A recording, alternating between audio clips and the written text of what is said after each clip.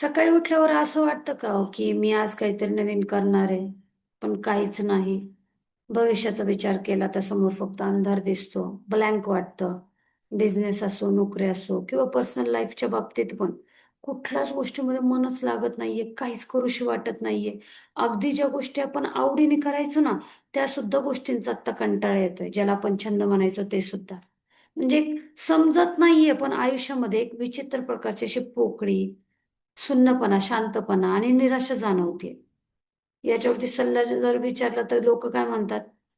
काहीतरी ध्येय ठेवा, पॉझिटिव्ह विचार करा, काहीतरी कर ग, पुढे जा. पण मनात जर इच्छाच उरली नसेल तर ध्येय ठेवायचं तरी कसं? विचार करा. कालपर्यंत स्वप्न पाहणारे आपण आयुष्यात अचानक एवढे कसं काय बरं निराश होतो? कसं काय एवढे उदासीन होतो बरं? म्हणजे आज आपण ह्या निराशेच्या चक्रापाठीमागची सायकोलॉजी पण बघूयात आणि याच्यातून बाहेर पडण्यासाठी प्रकाशाची दिशा पण बघूयात. ओके. आता या स्थितीला अँडेडोनिया म्हणतात. ओके. म्हणजे काय? लॅक ऑफ पर्पज करण्याच्या पाठीमागचं कारणच आपल्याला माहिती नाही. ओके. आता हे का घडतं? ज्यावेळेस एखादा माणूस बऱ्याच काळात म्हणजे खूप वेळा झालं सारखंच अपयश फेस करतोय, सारखंच एक कुटुंबाचा त्याला त्रास, स्ट्रेस वगैरे आहे किंवा स्वतःच्याच अपेक्षा त्याला थकवतायत, असं ज्यावेळेस त्याला वारंवार, वारंवार होतं ना, त्यावेळेस तो मानसिकदृष्ट्या थकतो. ज्याला आपण मेंटल बर्नआउट म्हणतो. त्यामुळे मेंदू आपला डिफेन्स मेकॅनिझम सुरू करतो. तो इमोशनली सायलेंट होऊन जातो, भावनिकरित्या सुंद होऊन जातो. म्हणजे त्याला अशा पद्धतीने दाखवायचं असतं आपल्या मेंदूला, की मला नवीन ताण पण नको, नवीन स्ट्रेस पण नको, म्हणून मला नवीन काही गोष्ट पण नको. म्हणजे आपल्या मेंदूमध्ये डोपामाइन आणि सेरोटोनिन आहे ना, हे हॅप्पी हार्मोन्स आहेत ना, त्याला जाणवतच नाही. आपण फक्त निर्भीड अशा चेहऱ्याने, एकदम शांत अशा चेहऱ्याने सुखाच्या पण आणि दुःखाच्या गोष्टी करत राहतो.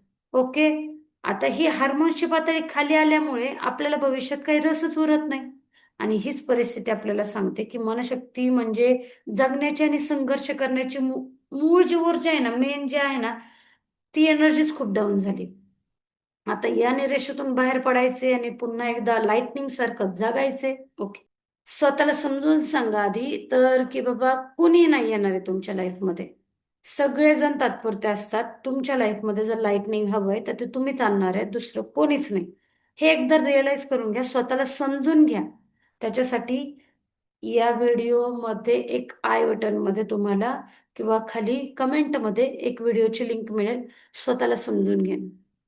स- बाकी कोणीच तुमच्यावरती कीव, दया, उपकार अजून काही काही करण्यासाठी सगळेजण तयार जरी असतील तरी तुमचं लाईफ घडवण्यासाठी तुम्हीच आहे.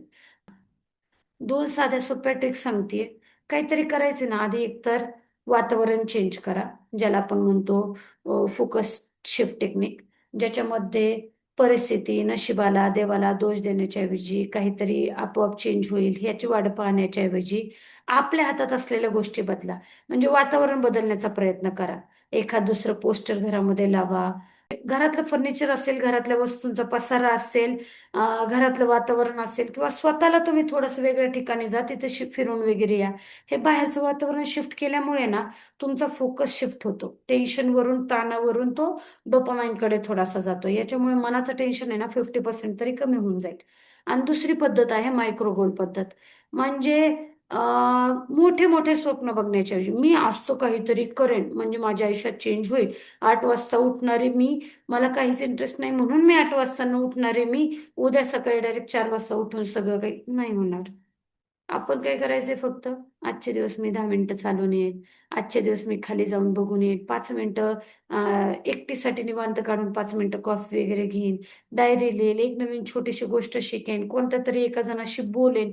हे एक जे छोटं काम करताना त्यावेळेस मेंदूला पुन्हा सिग्नल मिळतात, ही व्यक्ती पुन्हा जगायला लागलेली आहे. ओके. एक गोष्ट कायम लक्षात ठेवा, रात्रीचा अंधार किती घट्ट असला तरी सकाळी सूर्य उगवणं कोणीच थांबवू शकत नाही. आणि तुम्ही सूर्य आहेत, तुम्हाला उगवावंच लागेल. तुम्हीच स्वतः उगवणार आहेत. त्यामुळे दुसरं कोणीही तुम्हाला ओढण्यासाठी, धक्का देण्यासाठी येणार नाही, हे आधी लक्षात ठेवा. ही तुमची निराशा कायमस्वरूपी नाहीये, ती एक फेज आहे. आणि ती खरंच खूप कठीण आहे, मान्य आहे. पण तरी तुम्ही याच्यातून बाहेर निघू शकता.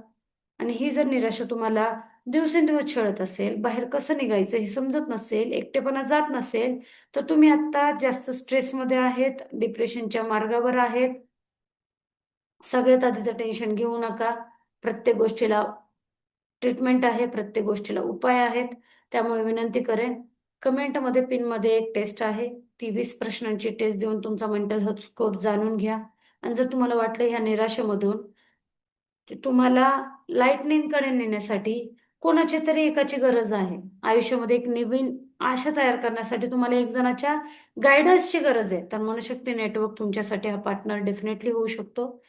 आणि याच्याबद्दल डिटेल्स जाणून घेण्यासाठी ज्यांनी व्हिडिओ तुमच्यापर्यंत आणलाय त्यांना डिटेल्स विचारा. चला तर मग स्वतःला बदलूयात. All the best.